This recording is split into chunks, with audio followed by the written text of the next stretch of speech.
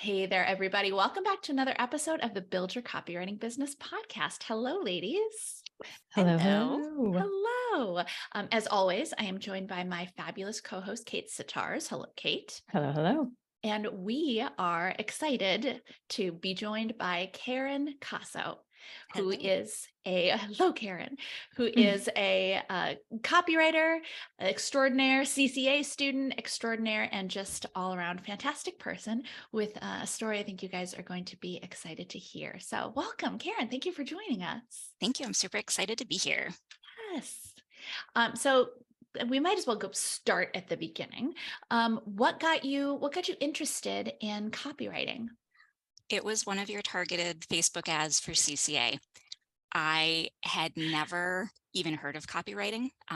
Made the whole, it must be that legal protection thing that everyone, we're all sick of that joke, but that's what everyone thinks. And I just had this explosion of, this is what I'm supposed to be doing. This is just my path. And took the money that I got from selling my massage table when I had to close my massage practice and paid for the course. And the rest is like really profitable, fun history. We love profitable, fun history. That's my do. favorite kind of history. Yeah. Well, and you joined, I believe, in January of 2021. And I think did you get your first client in just right away in February? I actually joined in October of 2020. October. It was Okay. prime pandemic. And my experience was a little bit different. The pandemic actually really freed me up to have more time and energy to explore kind of who I wanted to be and what I wanted to do with my future. And yes, I did land my first client in February of 2021. So it was a pretty quick turnaround time. Good for you. Good for Yep. you. What about your experience? Or maybe what is it about you that got you to dig in and just take action right away? Because that can sometimes be tricky, right? To when you're starting something new. But what got you to dig in and do it, put yourself out there? Everything was so well organized inside CCA, and it was so easy. Like, you just laid out a path to get it done, and everything I needed was there. The Facebook group was tremendously helpful, and all of the people that were fellow students and copy coaches and Kate just made it such a welcoming, warm environment that it was almost difficult to not want to just keep going at it, right? And the idea, and it still tickles me, like I get so excited that people give me money because I give them words. And just the concept that I could earn an amazing living writing was so motivating for me. And I'll be honest, I am a stay-at-home, well, I was a stay-at-home mom. I'm still home and they're still home. We homeschool. My kids are almost 13 and 8, and we've always homeschooled. It wasn't a pandemic decision for us. They're both autistic and have some learning differences and challenges that make public school just not the best fit for our family. And we had a really full schedule, and I had spent like 10 years really in the trenches, getting the therapies they needed and being like a full-time, all the things mom, like to, a really, really high level. And this was something I could do for me. And it was just the right thing for me at the exact right time. And I became obsessed, with getting my portfolio site up and trying to find clients. And that first time I got paid for words, it was just like, wow, I sucker, haha. But, but I'll take it. And I'm Sucker, going to keep here, take my quality words that are going to help you build your business. Take that. yeah, you got played. But no, it was amazing. And it just became a self-fulfilling desire, right? The more I did it, the more I wanted to do it, the more successful I became. And it gave me a break, as silly as that sounds. It gave me a break from what I was doing day to day with my kids. And I needed that, the end of 2020, as I'm sure a lot of us did. And it's just become something wonderful. Oh, that's so fantastic to hear. Now, thinking of balancing starting a new career with also homeschooling 2 kids. Were there concerns? Did you have any concerns going into it that it would be extra challenging? And how did that turn out for you?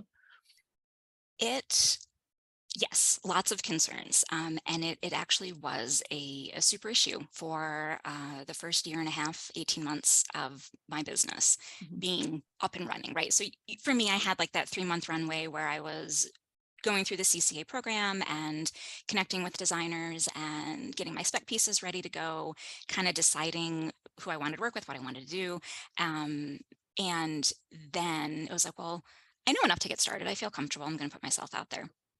Um, and then it became really hard to balance. I didn't know everything. That's actually one of the things I love about copywriting is you just get to keep learning if you want to, right? And there's just so much you can dive into and so many rabbit holes you can go down, and I love that. Um, but it was a significant issue once I started having regular clients and was still in that I want to learn. And that became the sticky point for me. But fortunately, we got to the place where I was able to semi-retire my husband from his 6-figure engineering job. And he is actually, I like to joke he's my substitute teacher because I still have to do all the planning and make sure everyone's staying on track, but he's the one doing the day-to-day school with the kids now. That's fantastic. That's It really absolutely is. amazing. So good Yeah. for you. Yep. What Yeah. tips do you have for people navigating that first starting out before they can potentially retire, semi-retire a spouse, but like going through those kind of harder periods of balancing time and finding when you're going to do do homeschooling, when you're going to do your work? What are tips you have for people that are, because I know there are a lot of parents in the CCA kind of navigating similar circumstances. Prioritize sleep. Mm. I am never going to be the person that tells you get up at 5 a.m. and like make it work. No. And especially I think as a woman and as a mom, so much of the guru kind of speak that talks to you when you're an entrepreneur, like so many of the loudest voices, not you, Nikki, or you, Kate, like it's never been a thing with either of you, but as you delve into the copywriting world, you're going to have people telling you what works for them, right? Mhm. And just that mindset of you've got to make it at all costs and you've got to sacrifice all these things. And it's like, my kids are my most important task. I hate to call them a task, but parenting and turning them into good adults is what I'm here to do. And I can't do that if I'm really tired and miserable and cranky, right? So find a way to get enough sleep so that you're productive and your mind can think of all the creative things you need to do to be a good copywriter. Schedule the time, right? I am obsessive about my day planner and writing things down. And if it's in the book, it happens. If it's not Mhm. in the book, I forget about it. So schedule the time, right? And even, although it's one of the things I love so much about CCA was progress is progress, right? 5 minutes a day is getting you 5 minutes closer. If you can only put in a bit of time, it's better than sitting there for 10 minutes feeling like a lump because I didn't do anything today. Well, in that time you spent worrying about not doing anything today, you could have done something. So that mindset shift was huge. And I will be honest and say we do a fair amount of screen time here. And I don't feel bad at all with my kids and the way their autism presents for them. Getting that time away from everyone else in the family and having that individualized time spent in the way they choose is really important for their mental health and mental well-being. And if that's, an hour or two a day, sometimes more, um, that's a great time to work on doing what's important to you. Because Mhm. I think, especially as parents, I can't speak for dads because I'm not one, but I know for moms, you have all this guilt about not doing all the things or being all the things, and it's not possible. Right. And you deserve time for yourself and you deserve time to spend doing things that fulfill you and that make you happy. And for me, that was my copywriting business. Good for I you. love that. That just So makes me so helpful. happy. Yes. Yes. And I'm curious if you don't mind sharing too, because what kind of hours are you working and how are you structuring your days now? Because you're doing well and as comfortable and as much as you want to share about that. Sure. But yeah, what's business like? Well, my days start at 6 Mhm. and I spend that first hour talking about don't listen to those gurus, but I spend that first hour really maximizing my day. So I have a walking treadmill that's in my office. I watch a training video, read a business book while I walk on the treadmill for about half an hour. Quick hygiene, like I have client facing days where I look like this, and then I have writer days where I'm in my ratty old cardigan and a messy bun and yoga pants. And I really strongly suggest separating your schedule to have those different days. Um, I am amazingly lucky that we have, my husband is home mostly during the day. We have another support person who comes in to help with my daughter 4 days a week. So I'm able to spend, that first hour getting ready, getting prepared for my day. And then I usually am working from about 7 until 2. Uh, Tuesday, Wednesday, and Thursday. On Mondays, I tend to go until I kind of can't anymore. And some days I'll work Mondays until like 7 or 8 o'clock, which again, I recognize is a little nonsense, and I don't recommend it, but I know my limits after having done this for so long that it works for me. Mhm. But Tuesday afternoons, I take my kids to park day with our homeschool meetup group. Thursdays, we have field trips. Fridays are a menagerie of activities and things. And weekends, I try to relax. But sometimes I will admit I'm doing client work. Makes sense sometimes. Yeah, Yeah. absolutely. You So you're flex that working schedule. roughly 20 to 30 hours right now, right? Or per On week, I should say. copywriting, yep. Mhm. Yeah. I am starting another new business, which is the slippery slope of being a copywriter, is eventually you're going to realize that you could write great words for yourself and do something fantastic with that if you want. So I am spending about 20 hours a week on copywriting right now, and about 15 to 40 working on this new business as I'm really doing a strong push to get that launched. That's exciting. That's Yep. exciting. And, and again, if, as much as you're comfortable sharing, but how much do you think you'll be bringing home this year as a copywriter? Copywriting alone, I am probably on track to clear 6 figures this year with Good that for 20 to 30 hour time you. frame. Yeah, That's fantastic.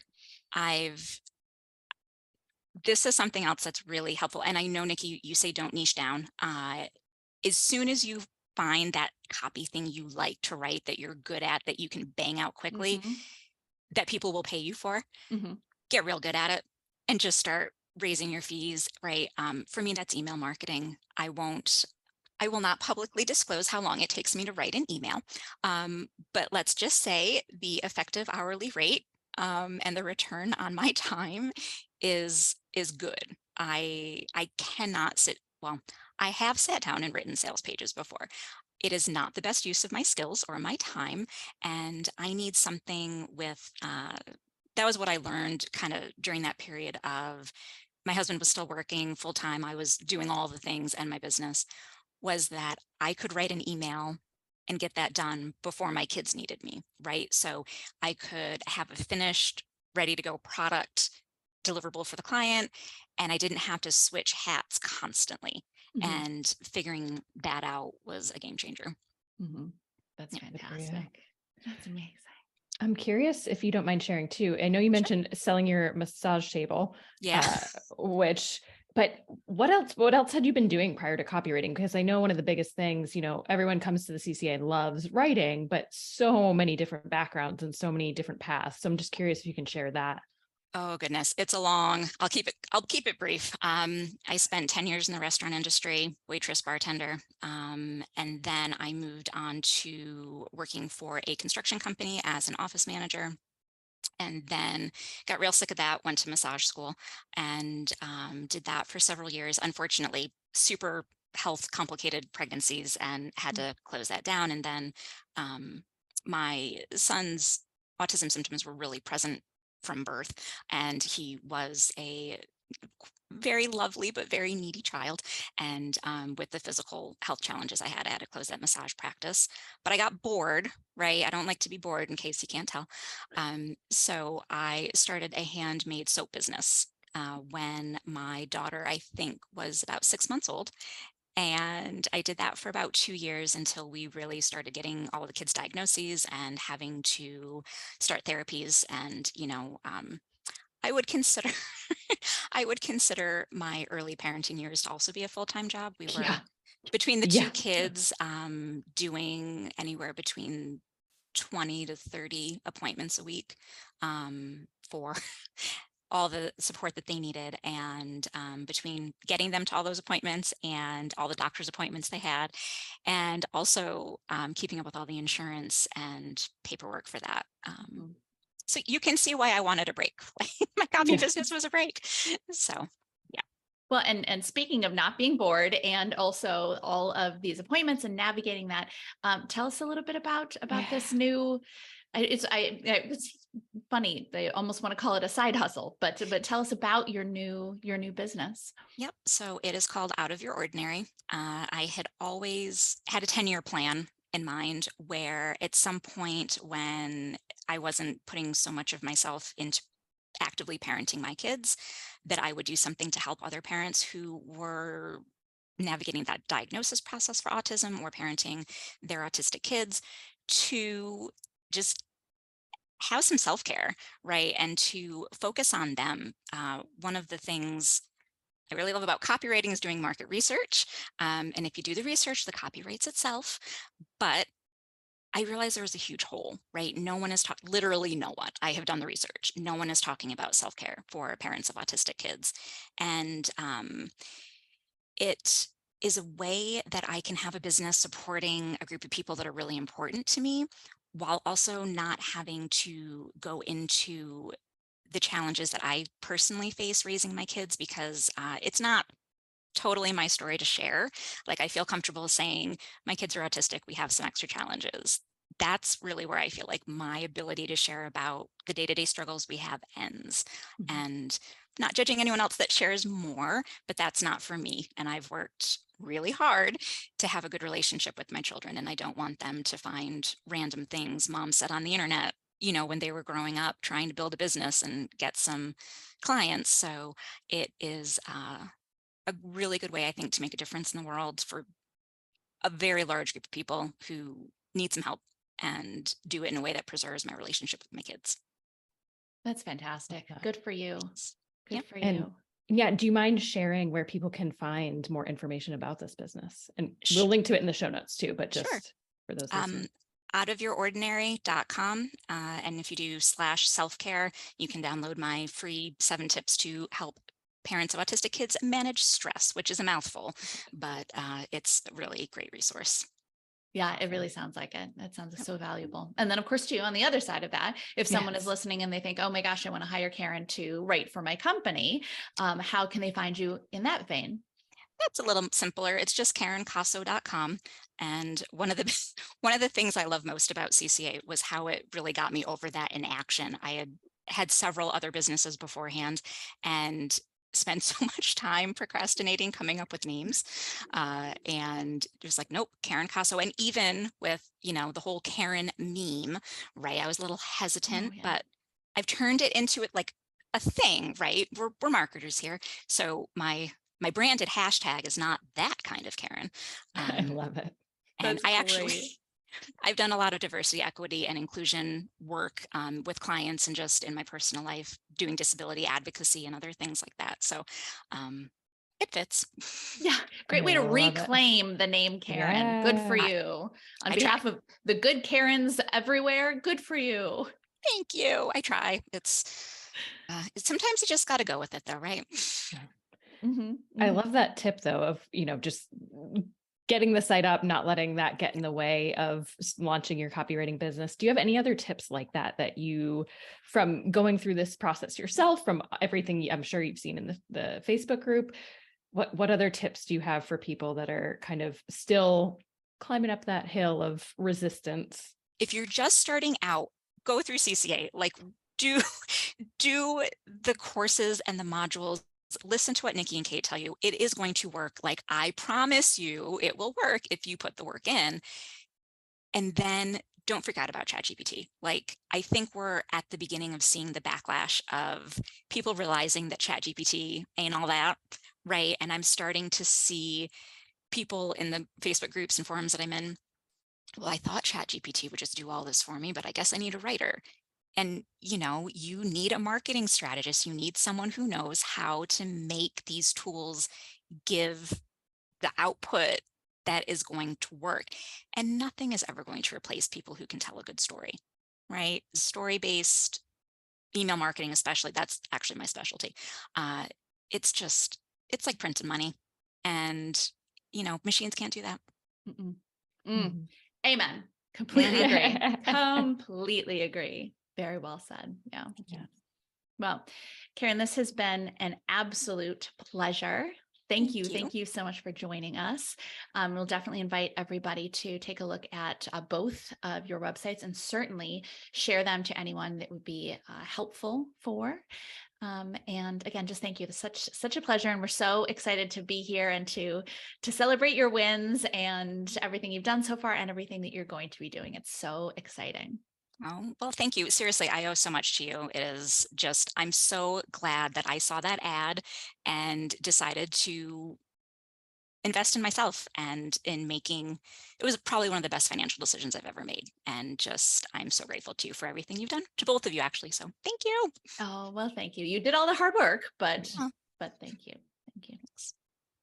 And with that, we will catch you all in the next episode. Bye, everybody. Like what you heard? Hit subscribe so you never miss a video. And if you're ready to take the first step toward becoming a copywriter yourself, sign up for a free video training right here.